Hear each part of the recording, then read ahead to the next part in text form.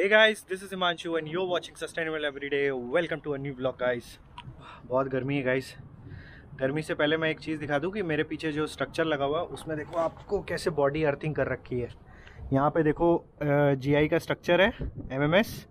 एक earthing point यहाँ पे लगा रखा है, टाइट कर रखा है, और ये ब्रिज बना हुआ है रोबोट के लिए, और दूसरा अर्थिंग पॉइंट इसको कैसे यहाँ पे टैप करके कनेक्ट कर रखा है।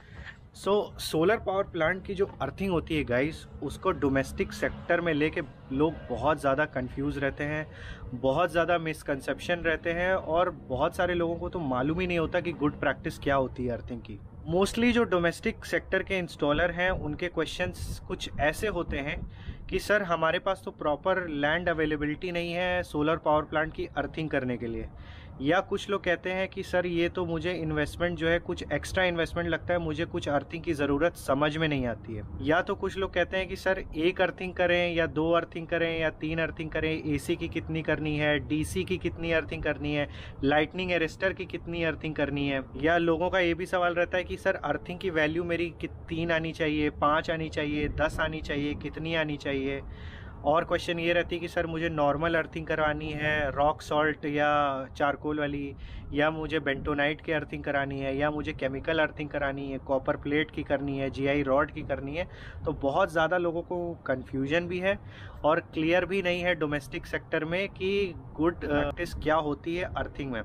देखिए, यूटिलिटी स्केल जो बड़े प्लांट होते हैं, जो मार्केट में बड़े प्लेयर हैं, उनके पास तो प्रॉपर कैलकुलेशन होती है, एसओपी होती है, टेक्निकल सपोर्ट होता है इसे करने का, अर्थिंग करने। Through this video, through this personal experience, मैं आपको कुछ ऐसे वैलिड पॉइंट्स, ऐसे गुड प्रैक्टिस पॉइंट्स बताता हूँ। अगर आप उसको फॉलो करेंगे तो ना केवल आप in the good practice category में भी आ जाएंगे, और जस्ट इन केस आप उन गुड प्रैक्टिस को नहीं फॉलो कर सकते just because of your site की कंडीशन कुछ ऐसा है कि लैंड अवेलेबिलिटी नहीं है, या आरसीसी की ज़मीन है, आप उसको डिग करवा के अर्थिंग नहीं करवा सकते, तो उस कंडीशन में आप क्या कर सकते हो वो मैं आज आपको इस वीडियो में बताऊँगा।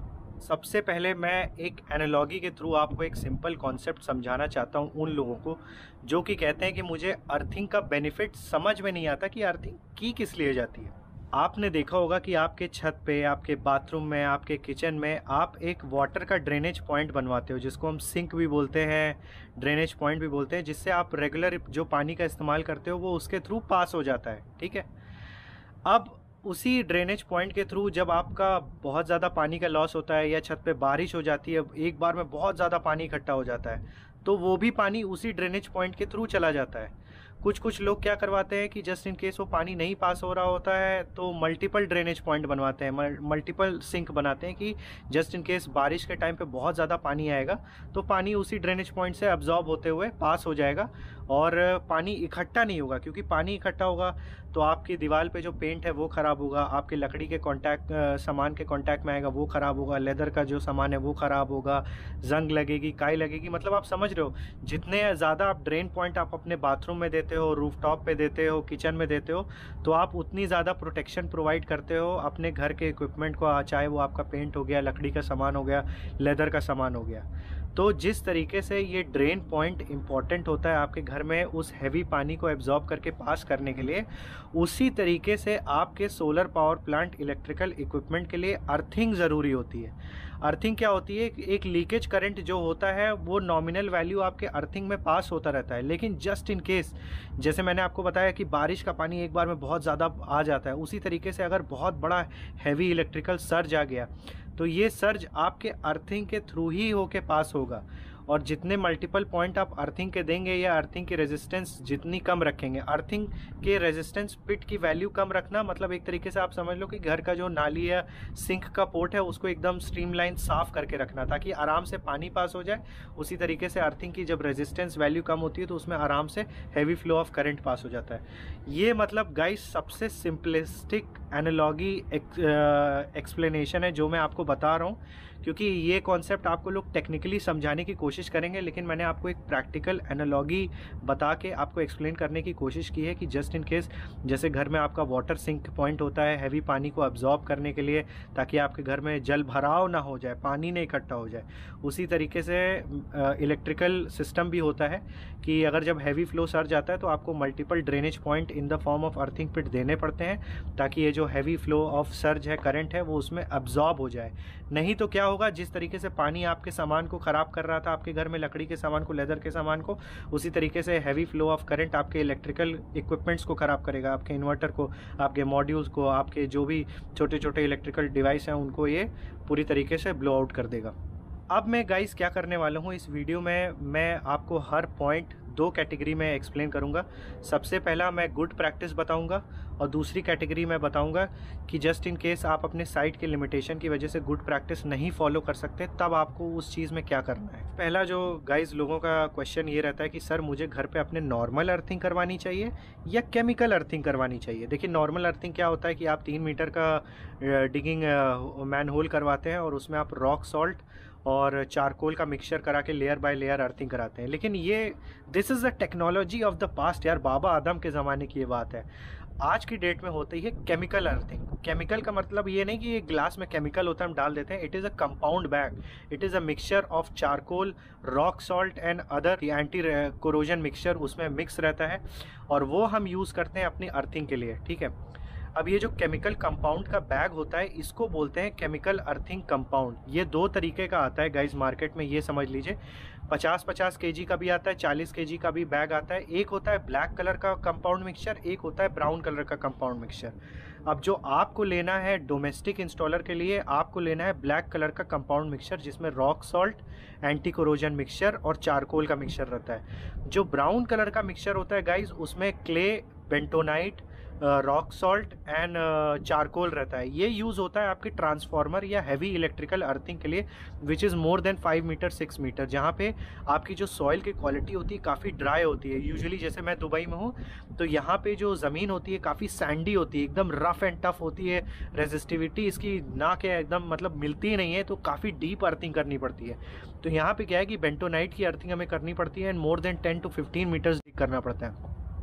लेकिन फॉर इंडियन इंस्टॉलर, अगर आप इंडिया में हैं तो 3 मीटर की डीप अर्थिंग और उसमें ब्लैक कलर का जो आपका केमिकल कंपाउंड आता है that is more than sufficient. और दूसरा जो गुड प्रैक्टिस इसमें फॉलो किया जाता है वो ये है कि आप जीआई पाइप अगर नहीं यूज़ कर रहे हैं, जीआई पाइप वैसे भी अगर आप सस्ती अर्थिंग करा रहे हैं तभी यूज़ करना। जो गुड प्रैक्टिस में फॉलो होता है वो होता है इलेक्ट्रोड अर्थिंग, ठीक है। अगर आप आईएस स्टैंडर्ड, नए जो आईएस स्टैंडर्ड के अकॉर्डिंग आप देखेंगे अर्थिंग में, तो आपको केमिकल अर्थिंग के साथ आपको स्पेशल अर्थिंग इलेक्ट्रोड यूज़ करना है, ठीक है। उस इलेक्ट्रोड की स्पेसिफिकेशन में लिखा रहता है कि कितने % इसमें कॉपर या ब्रास का मिक्सचर है, क्या इसका लेंथ है, क्या इसका वेट है, कॉन्फ़िगरेशन, डाया, सब कुछ उसमें दिया रहता है। एक प्रॉपर 3 मीटर की अर्थिंग किट आप मार्केट में जाके पता करेंगे कि मुझे 3 मीटर का अर्थिंग इलेक्ट्रोड चाहिए विद अर्थिंग कंपाउंड, तो वो आपको 4000 से 5000 मिल जाएगा, ठीक है। अब ये मैं अपना पर्सनल एक्सपीरियंस बता रहा हूँ कि जब मैंने दिल्ली में करवाया था तो इतने ही का मिलता था। दिल्ली में भागीरथ पैलेस है, वहाँ पे ये सारे इलेक्ट्रिकल से related switch gear equipment, earthing test electrode, ये सब कुछ मिल जाता है। तो जहाँ से मैंने परचेज़ किया मुझे वो आइडिया है। बाकी मार्केट का आपको डिपेंड करेगा, अलग अलग आप कहाँ पे सिटी में हो। सप्लायर है तो सस्ता मिलेगा, सप्लायर नहीं है तो आपको महंगा पड़ेगा। तो जैसा कि मैंने आपको बताया, if you are a domestic installer तो आपको इलेक्ट्रोड अर्थिंग करनी है केमिकल अर्थिंग के साथ, ब्लैक पाउडर वाले कंपाउंड के साथ। अब बात आ जाती है कि हमें कितनी अर्थिंग करनी चाहिए, ठीक है। इस पार्ट को मैं 2 पार्ट में डिवाइड करूंगा कि गुड प्रैक्टिस क्या है और गुड प्रैक्टिस नहीं फॉलो कर सकते तो क्या करना है। तो देखिए सबसे पहले तो क्या है कि अगर आप डीसी साइट की अर्थिंग कर रहे हैं एंड योर सोलर प्लांट की कैपेसिटी इज़ अबव 10 किलोवाट, तो डीसी साइट की आपको 2 अर्थिंग करनी है। इंडिया में आपको 3-3 मीटर की 2 अर्थिंग करनी है और ये अर्थिंग दोनों पिट के डिस्टेंस जो है मोर देन 2 मीटर्स होना चाहिए। 2 मीटर्स अगर आप नहीं रख सकते तो कोशिश करिए कि 1.5 मीटर का तो आप फासला रखिए ही रखिए, ठीक है।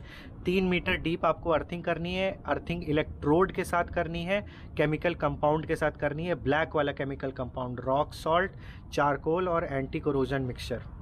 अब इसमें जिन लोगों की लिमिटेशन है वो कहते हैं कि सर हमारे पास तो इतनी ज़मीन ही नहीं है कि हम 2 अर्थिंग कर पाएँ। तो गाइज़ यहाँ पे अगर आपका सोलर पावर प्लांट 10 किलोवाट या उससे कम कैपेसिटी का है तो मेरी मानो तो आप एक ही अर्थिंग करो, 3 मीटर डीप अर्थिंग करो, ठीक है। और अच्छा इलेक्ट्रोड आप अर्थिंग कंपाउंड यूज़ करो एक इलेक्ट्रोड के साथ। लेकिन यहाँ पे एक कंडीशन है, अगर आप 2 अर्थिंग नहीं कर रहे हो तो जो भी आप अर्थिंग करवा रहे हो, एक अर्थिंग करवा रहे हो, उसका जो अर्थिंग रेजिस्टेंस होना चाहिए वो 3 ओम से कम होना चाहिए। अगर 3 ओम से कमी है तभी मेरी सलाह में, मतलब एक टेक्निकल सलाह मैं आपको दे रहा हूँ, तभी आप इस अर्थिंग को यूज़ करना। अर्थिंग करवाने का ये मतलब नहीं कि आपने अर्थिंग करवा दिया, रॉड डलवा दिया, उसमें अर्थिंग कनेक्ट कर देंगे। अर्थिंग करने के बाद सबसे पहले आपको अर्थिंग करवाने वाले इंस्टॉलर के साथ एक अर्थ रेजिस्टेंस टेस्टर के साथ उसका टेस्ट करवाना पड़ता है कि भाई इसकी रेजिस्टेंस वैल्यू कितनी आ रही है। तो जो लोग एक अर्थिंग रेजिस्टेंस कर रहे हैं, सिर्फ एक पिट बना रहे हैं, क्योंकि उनके साइट की लिमिटेशन ऐसी है कि वो 2 अर्थिंग नहीं करवा सकते, तो उनको कोशिश ये करनी कि उनका अर्थिंग रेजिस्टेंस 3 ओम या 3 ओम से कम होना चाहिए। इससे ज़्यादा होगा तो मेरी सलाह में personally you don't practice this, क्योंकि it is not according to the Indian standards of earthing. जो लोगों को सबसे बड़ा कन्फ्यूजन रहता है कि सर मेरे जो स्ट्रक्चर अर्थिंग में डीसी साइड का कर रहा हूँ, डीसी साइड में क्या क्या चीज़ें आती हैं। तो डीसी साइड में आपका इन्वर्टर की बॉडी आती है, मॉड्यूल का स्ट्रक्चर आता है, मॉड्यूल टू मॉड्यूल अर्थिंग आती है, जैसा मैंने अभी आपको स्टार्टिंग में ऊपर दिखाया था। मॉड्यूल टू मॉड्यूल भी कनेक्ट होता है aluminium frame, GI structure to GI structure होता है। और जीआई स्ट्रक्चर से जो बेस्ट प्रैक्टिस मानी जाती है अर्थिंग की वो होती है गाइस, हम जीआई स्ट्रिप की अर्थिंग करें। जीआई फ्लैट जिसको बोलते हैं, वो 25 mm क्रॉस 3 mm का फ्लैट होता है, जो आपके मॉड्यूल के स्ट्रक्चर से होता हुआ इस 2 डीसी साइड के अर्थिंग पिट तक आता है। ध्यान रखिएगा आपके इन्वर्टर की जो बॉडी अर्थिंग होती है वो भी इसी चीज़ से कनेक्टेड होती है और जाके आपके अर्थिंग पिट में कनेक्ट हो जाती है। ठीक है, सबसे बड़ा इंपॉर्टेंट इसमें गुड प्रैक्टिस में यह आता है कि जो भी आप जीआई फ्लैट आप यूज़ करते हो अपने मॉड्यूल के स्ट्रक्चर से लेकर अर्थिंग पिट तक, 1-1 मीटर की दूरी के फासले में आपको इसके नीचे इंसुलेटर सैडल लगाना पड़ता है। ऐसा नहीं कि मतलब आपको इसको दीवार में जड़ते हुए, दीवार में क्लैंप लगाते हुए ले आओ। ये इंसुलेटर बहुत ज़्यादा इंपॉर्टेंट रोल प्ले करता है गाइस, क्योंकि जस्ट इन केस आपके रूफटॉप पे बारिश हो गई या आपके दीवार में नमी है, तो जो भी लाइटनिंग स्ट्राइक के बाद जो सर्ज फ्लो होने की कोशिश करेगा वो इस जीआई फ्लैट से ना होते हुए आपके वॉल के अंदर फ्लो होने लगता है। तो आपको कोशिश ये करनी है कि आपको ये इंसुलेटर सैडल फ्लो का इंस्टॉल करना है 1-1 मीटर के दूरी के फासले में, रूफ टॉप से लेके जहाँ तक भी इसको राउटिंग करके आप अपने अर्थ पिट तक ला रहे हो। अगला पैरामीटर मैं बता रहा हूँ गाइस, एसी साइड की अर्थिंग। देखिए एसी साइड की अर्थिंग मैं आपको बता दूँ, जो भी आपका सिस्टम हो एसी साइड का, ठीक है, चाहे जो भी उसकी कैपेसिटी हो, आपको मिनिमम 2 अर्थिंग तो देनी ही देनी है। मिनिमम की मैं बात कर रहा हूँ गाइस, मिनिमम। यहाँ पे आपको एक चीज़ समझनी है जो आपको कोई नहीं समझा पाता, कि 1 एम्पियर एसी करंट की value is equal to 10 ampere DC current की वैल्यू। तो आप समझ लो मतलब एसी करंट कितनी ज़्यादा पावरफुल होता है as compared to DC current. तो एसी के रिस्पेक्ट में आपको कभी भी गाइस चांस नहीं लेना है। जब भी आप अपने एसी साइड की अर्थिंग कर रहे हो, मेक श्योर कि गिरती हालत में आपको 2 अर्थिंग तो करनी ही करनी है। दोनों अर्थिंग पिट के बीच का जो आपका डिस्टेंस होना चाहिए, it is more than 3 metres का होना चाहिए। 3 मीटर की डीप अर्थिंग होनी चाहिए। केमिकल अर्थिंग करनी है, विथ इलेक्ट्रोड अर्थिंग आपको करनी है। और इसमें आपको ध्यान क्या देना है कि जो आपके अर्थ पिट का रेजिस्टेंस है should always be less than 3 ohm. 5 ohm is the maximum limit, लेकिन जो गुड प्रैक्टिस में आता है वो होता है 3 ohm with chemical earthing, with electrode earthing, GI flat के साथ 25 mm cross 3 mm cross section वाले फ्लैट के साथ आपको एसी साइड की इसी तरीके से गुड प्रैक्टिस में अर्थिंग करनी है। अब जो लोग गुड प्रैक्टिस की अर्थिंग नहीं फॉलो कर पा रहे हैं एसी साइड में, तो उसके लिए मैं आपको एक कोई सब्स्टिट्यूट सलाह नहीं देना चाहूँगा गाइस, क्योंकि अर्थिंग इज़ वेरी इंपॉर्टेंट। जैसा कि मैंने आपको स्टार्टिंग में बताया कि एसी साइड की अर्थिंग के साथ आपको रिस्क नहीं लेना है। जिस तरीके से अगर आप अपने छत पे ड्रेनेज पॉइंट या सिंक पॉइंट बनवाना भूल जाते हो या एक ही देते हो, सोचो एक, और वहाँ पे क्या होता है, कागज़ फंस जाता है, पॉलीथीन फंस जाती है, और बारिश के टाइम में आप देखते हो आपके घर में पानी भर जाता है और आपके बहुत सारे जूते, चप्पल, फर्नीचर ख़राब हो जाता है पानी की वजह से। वही कंडीशन सेम आपके एसी साइड में भी हो सकती है। Just in case heavy surge आया, लाइटनिंग स्ट्राइक हुई या ग्रिड की तरफ से कोई फॉल्ट आया और आपकी earthing is not able to absorb that fault, तो क्या होगा, आपके जो भी स्विच गियर है, आपका इन्वर्टर है, आपके ब्रेकर्स है, आपके एलवी पैनल में जो मीटर लगा हुआ है, एसपीडी लगा हुआ है, वो बेशक ख़राब हो जाएगा, जल जाएगा, आपको रिप्लेस करना पड़ेगा, नया इन्वेस्टमेंट करना पड़ेगा उसको रिप्लेस करने के लिए। तो गुड प्रैक्टिस इंडियन स्टैंडर्ड्स के अकॉर्डिंग एसी साइड के लिए ये है कि मिनिमम आपको 2 अर्थिंग तो करनी ही करनी है, electrode earthing, chemical compound earthing with minimum 3 ohm resistance. Last part जिसकी आपको अपने सोलर प्लांट में गाइस अर्थिंग करनी है, that is your lightning arrester. Lightning arrester बहुत ज़्यादा इंपॉर्टेंट है गाइस। बहुत रेयर होता है कि लाइटनिंग गिरती है, लेकिन मेरा यकीन मानिए कि जब लाइटनिंग गिरती है तो आपका बहुत बड़ा हैवी लॉस हो जाता है in terms of solar power plant में जो आपने इन्वेस्टमेंट किया है। मैं आपको कुछ पर्सनल अपना एक इंसिडेंट भी शेयर करता हूँ। मेरे साथ एक मेरे कोलीग थे और उन्होंने अपने घर पे, मतलब वो he was very technically sound, लेकिन उनको ये भी मालूम था कि लाइटनिंग स्ट्राइक होने की जो प्रोबेबिलिटी होती है वो बहुत ही कम होती है। तो उन्होंने क्या किया, 6 किलोवाट का सोलर प्लांट लगाने के बाद लाइटनिंग अरेस्टर में इन्वेस्ट नहीं किया, ये कहते हुए कि यार मेरे घर के पास तो 100-200 मीटर पे ऊंची ऊंची इमारतें हैं, उन पे बिजली गिरेगी, मुझ पे नहीं गिरेगी। लेकिन बहुत ही मिस हैपनिंग हुआ, उनके वहाँ पे लाइटनिंग स्ट्राइक हुई और उन्होंने स्ट्रक्चर अर्थिंग नहीं की थी। उनके 6 मॉड्यूल भी एकदम से उसके जंक्शन बॉक्स जल गए, साथ में उनका जो डीसी कंबाइनर बॉक्स था वो भी मेल्ट होके जल गया था। तो आपको लाइटनिंग अरेस्टर की जो अर्थिंग होती है गाइस, सबसे पहले तो गुड प्रैक्टिस में यह आता है कि आपको लाइटनिंग अरेस्टर की 3 अर्थिंग, मिनिमम 3 अर्थिंग तो करनी है, या 2 आप अर्थिंग करो और मेक श्योर कि दोनों अर्थिंग पिट के जो डिस्टेंस होना चाहिए मोर देन 2 मीटर होना चाहिए, 3 मीटर का होना चाहिए। और यहाँ पे अगर आप अच्छा इन्वेस्टमेंट कर सकते हो तो आप बेंटोनाइट की अर्थिंग कराओ, जिसमें आपको एक बहुत अच्छी रेजिस्टेंस की वैल्यू मिलती है, कम रेजिस्टेंस की वैल्यू मिलती है। ठीक है, जितनी रेजिस्टेंस की वैल्यू कम होगी उतना आपका अर्थिंग सक्सेसफुल होगा। और आपको दूसरी चीज़ यही ध्यान देनी सबसे बड़ी कि इसकी अर्थिंग, जो एलए की अर्थिंग होती है, आपको कभी भी किसी चीज़ से कॉन्टैक्ट नहीं करना है, कनेक्ट नहीं करना है, चाहे वो डीसी हो या एसी हो। इसकी एलए की अर्थिंग हमेशा अलग होती है। ठीक है, और इसका अर्थिंग पिट आप अपने डीसी और एसी साइड से आप दूर रखो। मिनिमम 3 अर्थिंग आपको देनी है, 2 में भी आपका काम चल जाएगा, लेकिन अगर उसकी रेजिस्टेंस वैल्यू 3 से कम होनी चाहिए। ठीक है, कॉप वही आपको जीआई फ्लैट यूज़ करना है, 25 square mm by 3 square mm वाला।